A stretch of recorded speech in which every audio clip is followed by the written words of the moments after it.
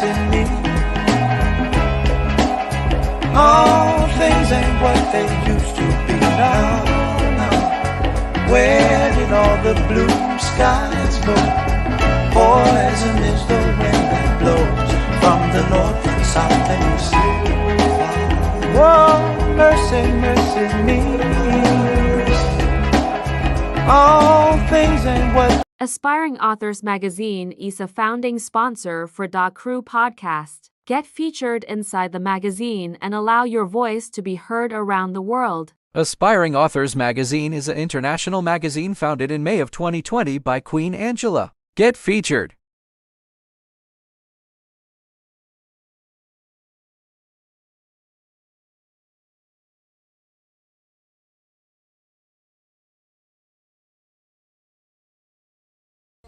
Aspiring Authors Magazine is a founding sponsor for Da Crew podcast. Get featured inside the magazine and allow your voice to be heard around the world. Aspiring Authors Magazine is an international magazine founded in May of 2020. Because I'm back.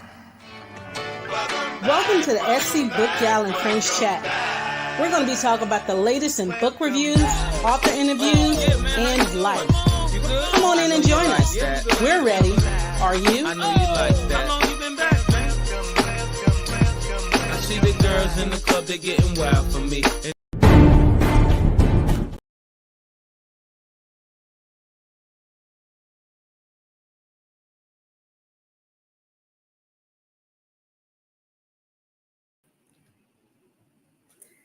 Hey everyone, it's another Saturday night and you are with me, SC BOOKGAL 843 or Patrice Grimball.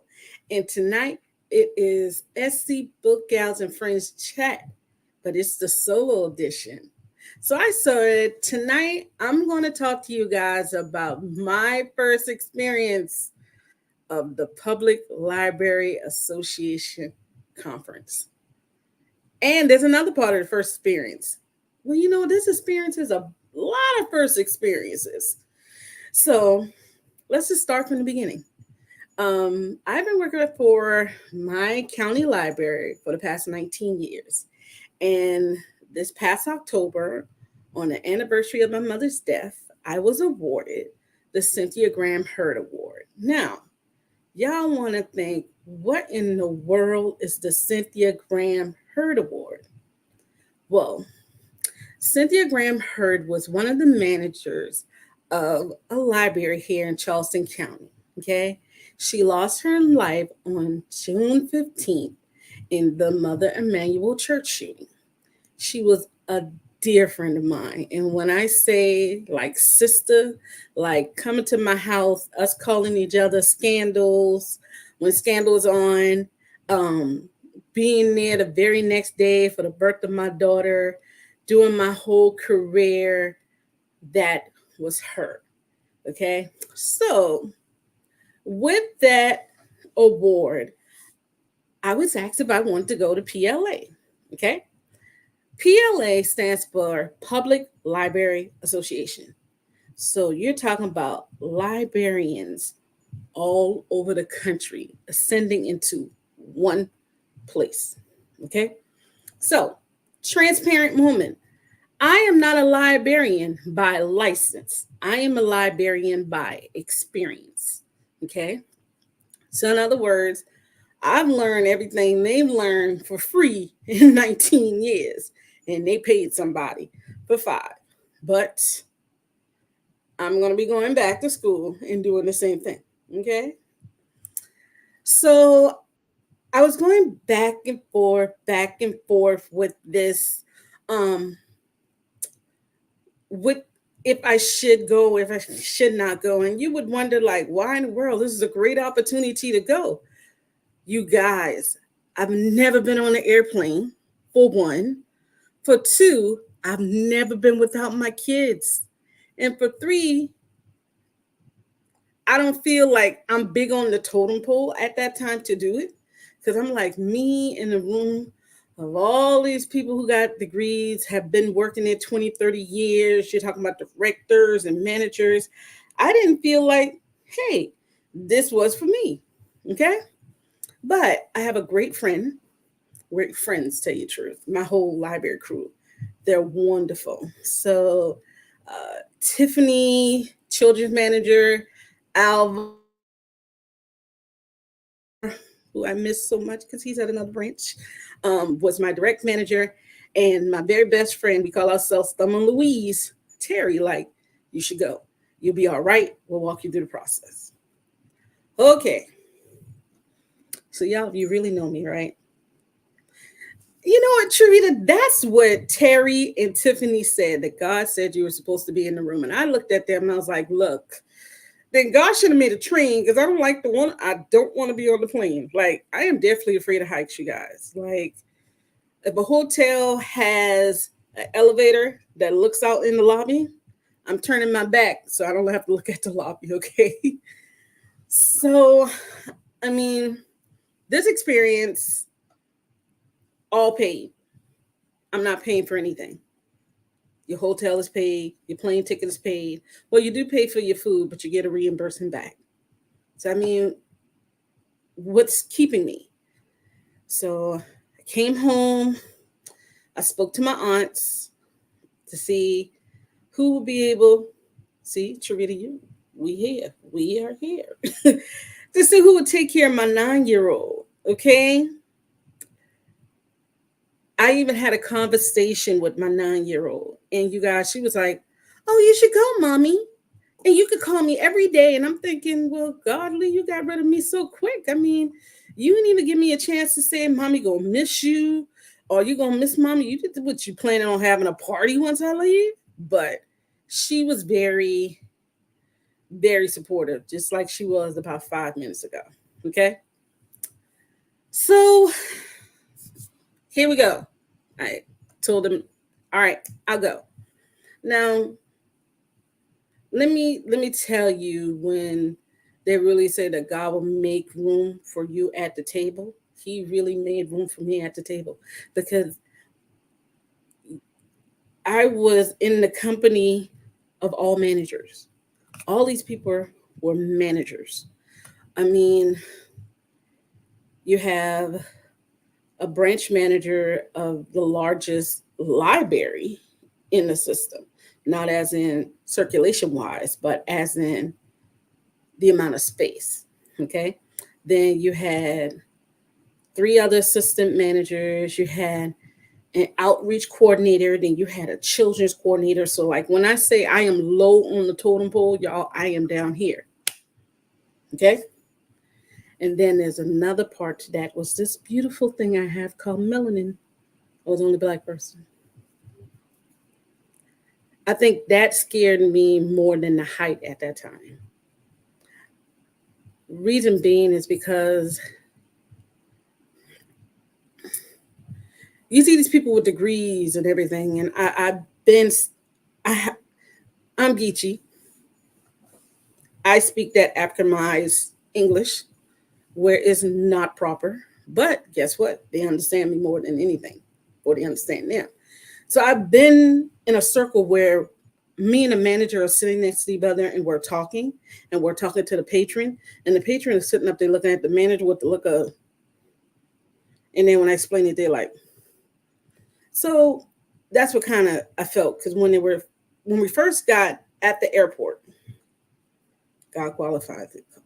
Ooh, see, Trevita, just keep dropping them, because I accept them all, because he's still working on me.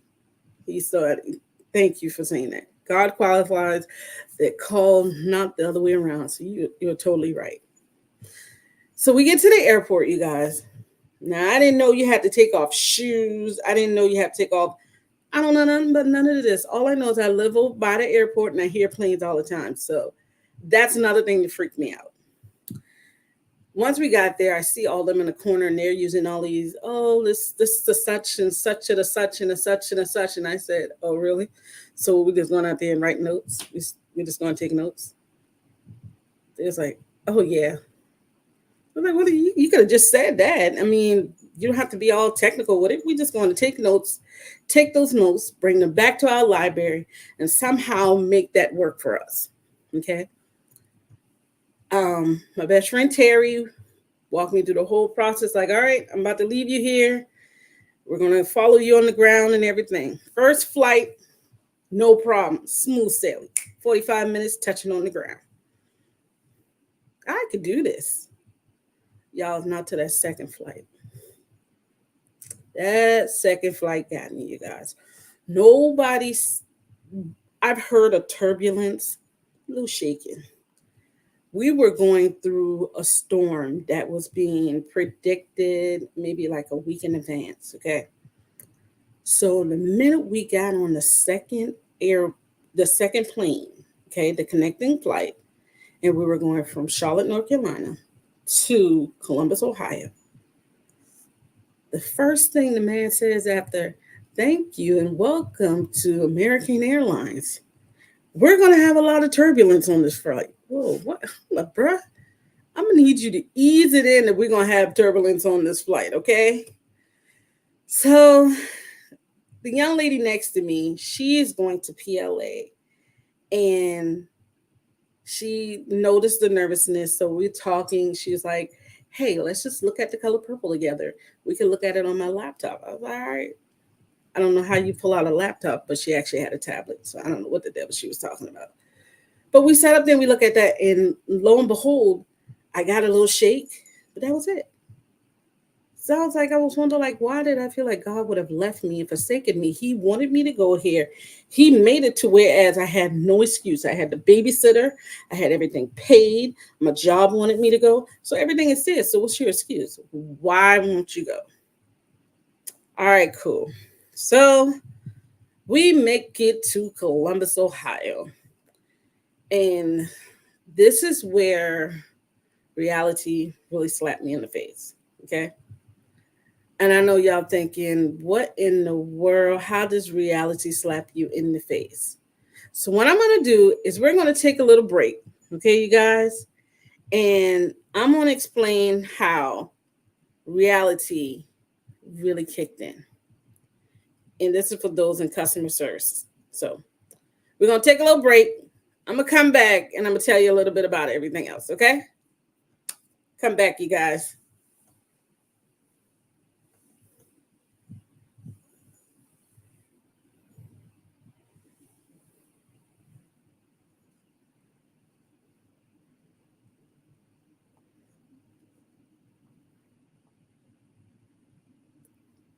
So while we wait for everything.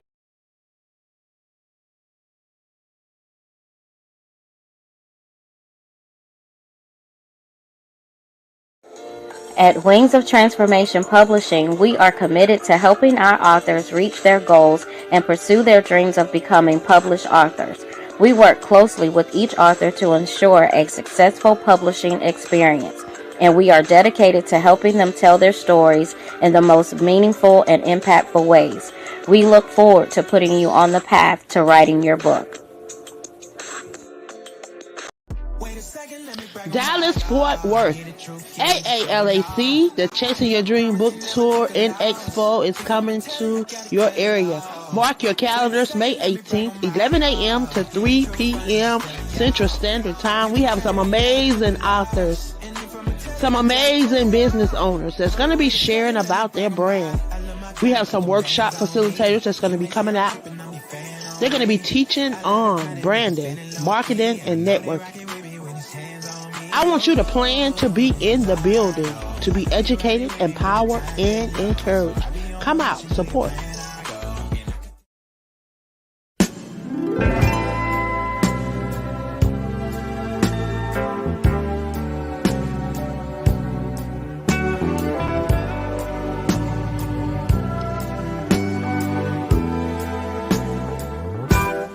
Turn off the lights, light a candle.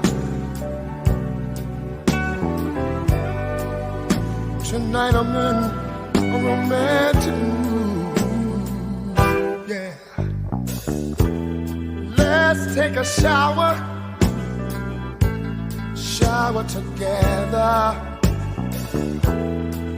I'll wash your body, you wash mine, yeah. Rub me down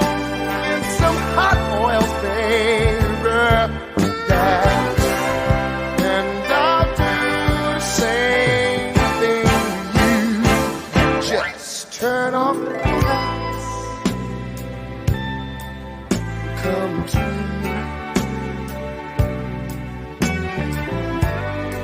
Girl, I want to give you a special treat.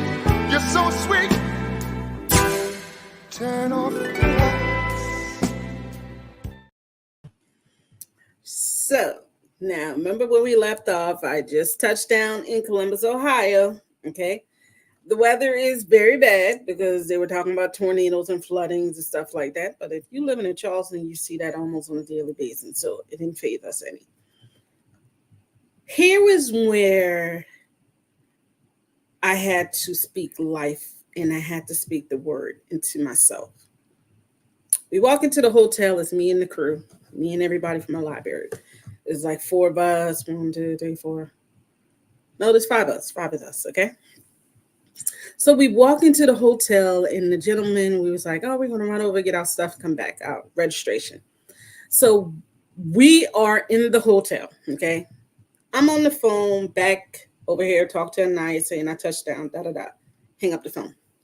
So we're next, and the man said, oh, to everybody in a row. Now I'm behind them because, like I said, I was on the phone with my daughter. Oh, one by one. Oh, you're here for the conference. And you're here for the conference. All of our names on the same exact itinerary. There's nothing different. The man has, and looked at me and said, oh, and so what are you here for?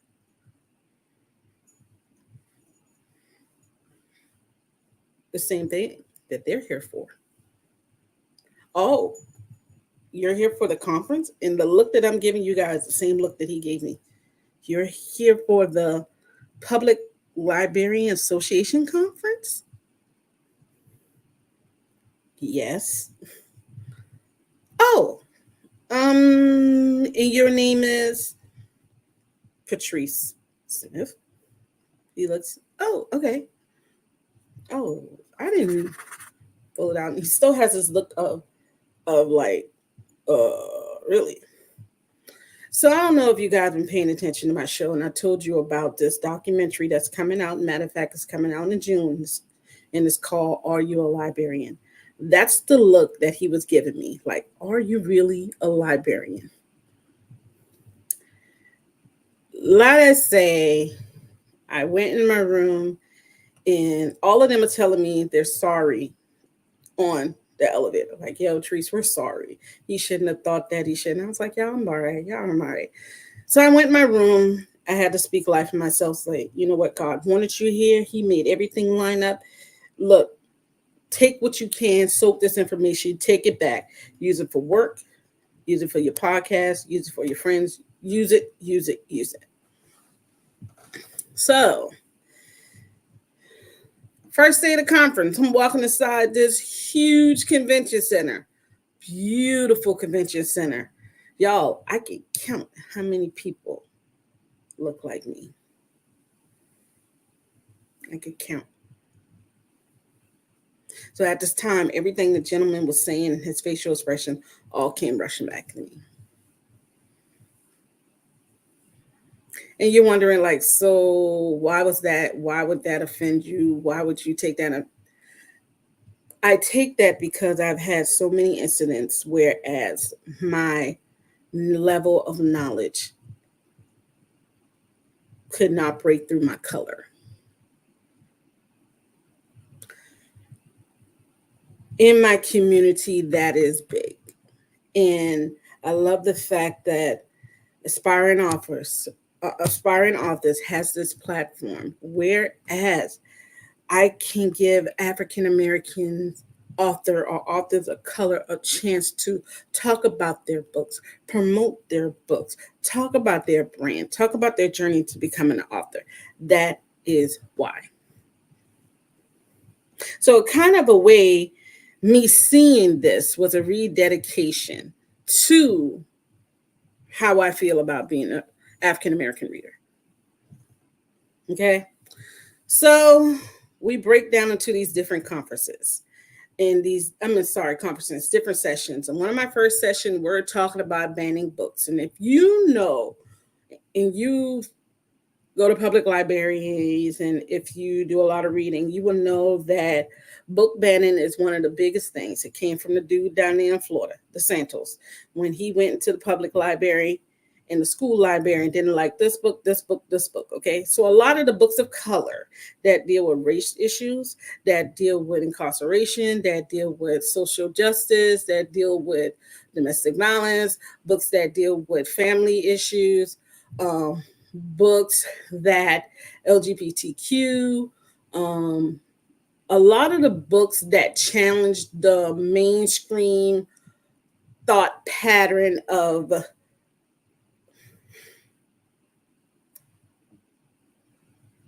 American beautiful history, we could say. All these books are being banned. You have it now. There is one state that if you give a child a book that the parent feels inappropriate, you can get arrested.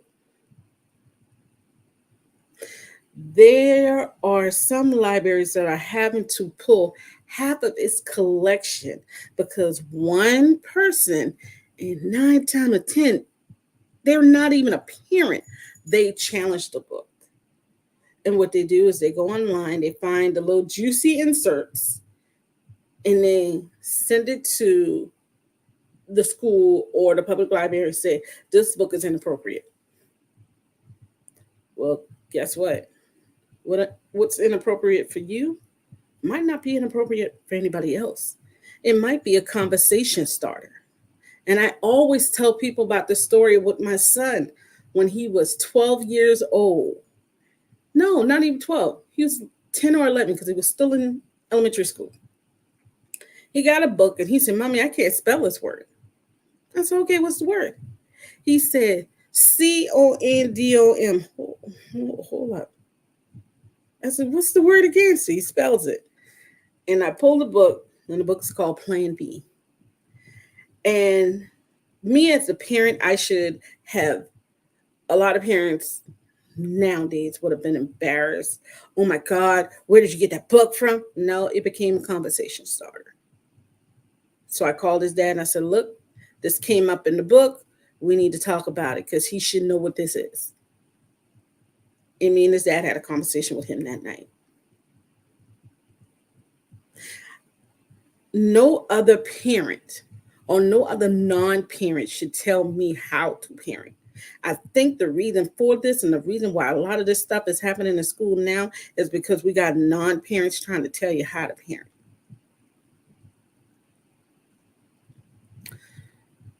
But we won't go there. That's a whole different thing. That's a whole different thing. If we start trying to be our kids' best friends, we won't have all the situation that we have in nowadays. But they took that out of the hands of parents and made us try to be their best friend and do that gentle parenting. No, sorry. That ain't about me. But let's go back. So I'm sitting and then I'm coming out the conference. And so my next section is about the Black Librarian Handbook. Okay. So there was a panel discussion that were several members of BCLA, which is Black Librarian Association. Okay. They were talking about how we should strive to get the unconventional ways to become librarians. Because to tell you the truth, and what I've seen in over my 19 years, you're paying $60,000 to help someone write a paper. You're helping $60,000 to help someone. And no, I am not downplaying anybody's degree. Hats off to you. Great job. Your girl going to be doing the same thing. But I think there are plenty of people who are qualified for that job and just can't get that job because they don't have that degree. There are some states whereas if I was to go and apply for a job at their library, I would have already been a branch manager. But in the state of South Carolina, you cannot be that because you do not have an MLIS, and that's a master's, yo. It came to the point where I had to have a conversation with my manager, and I said, you know what? I'm doing 8 to 10 programs a month where you have librarians librarians now that are doing 1 to 2 programs, sometimes none. And I'm like, why am I doing so much of these programs where they have a degree? They should be doing more than me. It was crazy. I don't know, gentle parenting is. I know the action, consequence, responsibility, and accountability. Oh, let me explain to you about the gentle parenting. I don't want to go. The gentle parenting is the, I call it gentle parenting. It might be another word for it. It's the, do you understand why you did what you did? Okay. Do not do that again. I'm going to punish you, but I'm not going to punish you hard. Do I believe in corporal punishment? No, I don't. But my daughter's on punishment right now. She know good and well. Don't lie to me about your homework. You lie to me about your homework. Now you're doing the weekends of mommy's homework. And she just told me earlier today, I should have did my homework. Yeah, you should have. So, wow, I never knew it like that, but it happens in most fields. Yes, becoming a librarian. Oh my God. So there are 3 ways you can become a librarian in Charleston County. Okay. No, South Carolina. That's not say Charleston County. Charleston. One way is get the full MLIS. The second way is you get a bachelor's in any field you would want to, and you continue to take 16 accredited hours every year. And then the last one is called a non-provisional, where you get the bachelor's and I want to say that one is 6 hours per year. Okay. But the crazy thing about it is, and the biggest debate for me, and me going back to school right now, is to let these kids see. Use the word. What? You cannot use the word punishment? It's abuse?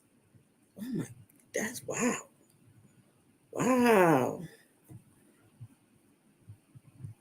Wow, that's an eye opener. Me and Black Diamond, we might need to talk. I'm gonna talk to you later.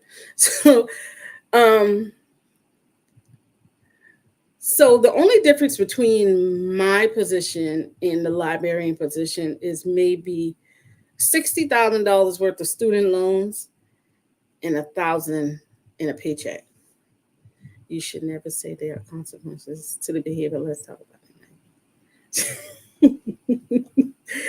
You should say that there are consequences to your behavior. Let's talk about that. Now, you know, language has changed and I cannot say what I like to say, but you get the picture. I know. Oh my God, I know. That's going to be, I'm going to have to, we're going to talk. So, back to my trip. I'm getting there.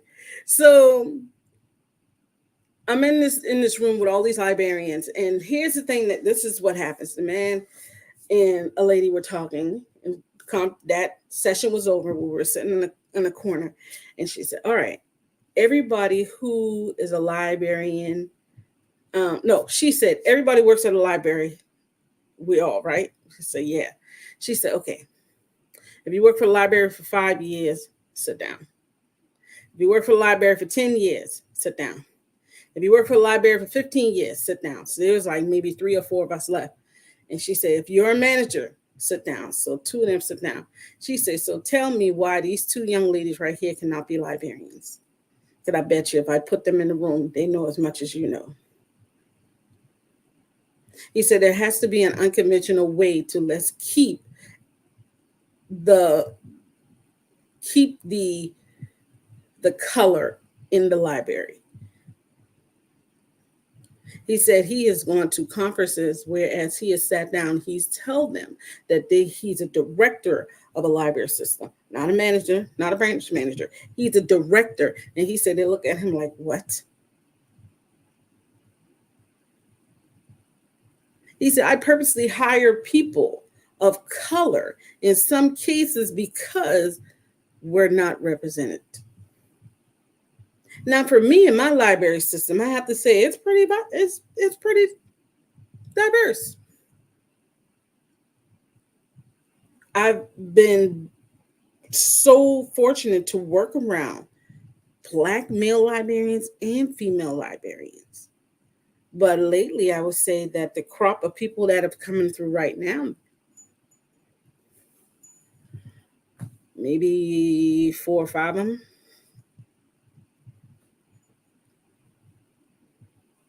it's totally ridiculous. So, continuation of the whole entire trip, this is eye-opening. Like, I'm in sessions and I'm the only person.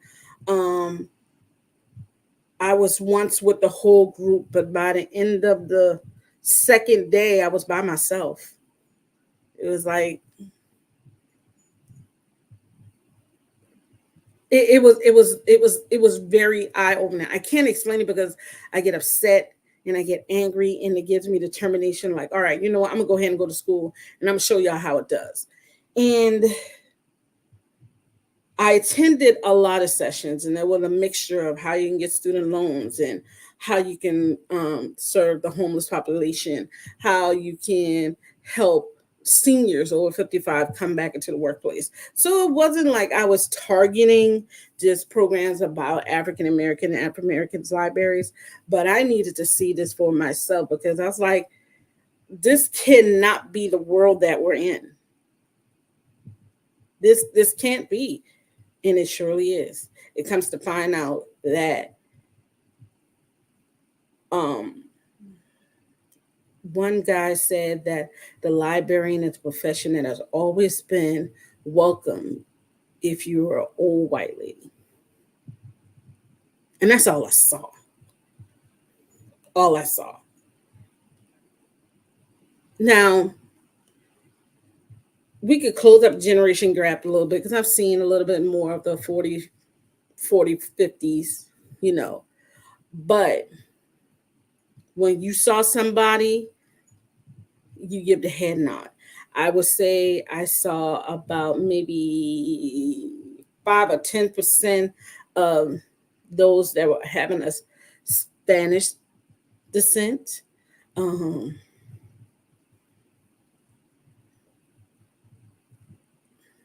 Yeah. It was something across the board. Think about if we are at the bottom of the totem pole, and even worse for African American women. Yes, especially in this little world. And you wouldn't, I mean, being a librarian, you're thinking, oh my God, this can't happen. There's one session that was called the Handbook of Black Librarians. There's a book that's going to be coming out that's going to do a history of those of Black librarianship from first library to now. 7% African American. 7%. So this trip, coming back home, it was easy. We had a little turbulence, but it was Bridge Run weekend. So I came home, and it really made me think, like, you have to be up for this challenge, Trees. And that I am. I feel that I need to become a librarian because I need to show these little black boy, little black girls that, hey, okay, we can do it. And I did it after 19 years, and I went back. I feel that I have to prove people wrong. I feel that this is the path that God has sent me on. And technically, I just don't want to fail my daughter. I just don't want to fail my nephews, my nieces, my cousins, my son. So Black librarianship is an endangered species. And this girl want to put some life back into it. So I want to thank you guys for listening to my little trip and how I overcome the craziness of the crazy. Next week, until I meet you, Patrice, my kids never seen a. So I have a comment from Black Diamond. Until I met you, Patrice, my kids have never seen an African American librarian. I'm proud to say I know you, an African American woman librarian. I've never seen one. When I first started working at the library, I've never seen one.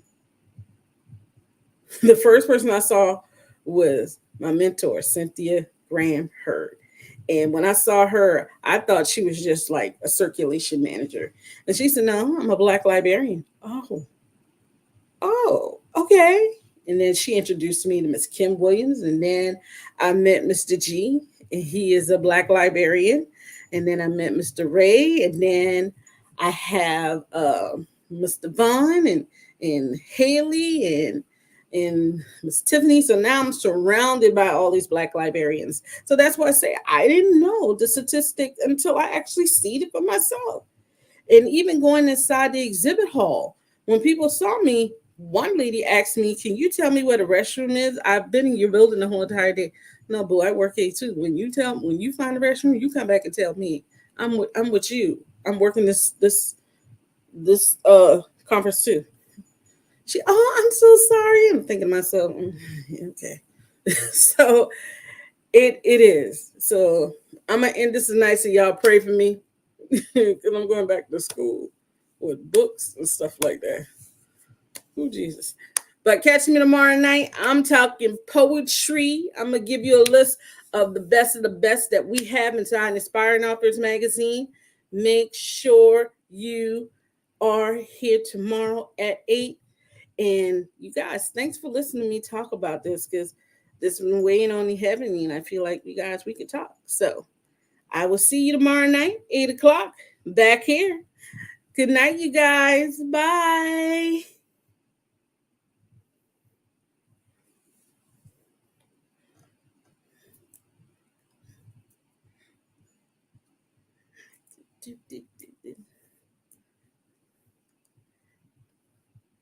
Yes, I'm gonna go to Oh, mercy, mercy me. All things ain't what they used to be now. Where did all the blue skies go? Poison is the wind that blows from the north, the south, and the east. Whoa.